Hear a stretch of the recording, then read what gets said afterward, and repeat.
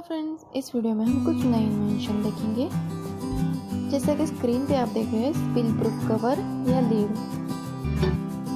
अगर आप भी स्पिलिंग होने से परेशान हैं, अपना गैस स्टोव या इंडक्शन बार बार साफ करना पड़ रहा है, तो ये स्पिल प्रूफ लीड आपके लिए परफेक्ट रहेगा। सब्जी, दूध या कोई भी चीज़ उबालते वक्त वो ओवरफ्लो होने के चांसेस होते हैं, लेकिन अब अगर आप उस पर ये लिड रखोगे तो वो ओवरफ्लो नहीं होगा। आप उस पर वेजिटेबल्स भी कुक कर सकते हैं। हमारा सेकेंड एंड नेक्स्ट आइटम है press and measure kitchen oil dispenser bottle. इस बॉटल से आप ऑयल को मेजर करके अपने खाने में डाल सकते हो।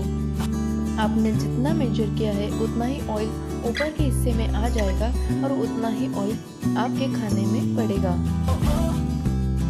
हमारा थर्ड आइटम है फोल्डेबल कटिंग बोर्ड।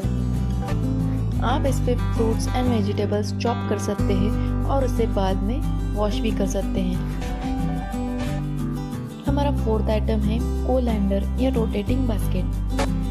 इसमें हम फ्रूट्स एंड वेजिटेबल्स बिना गिराए इजीली वॉश कर सकते हैं। आप इस दोनों बाउल को अलग से भी रख सकते हो।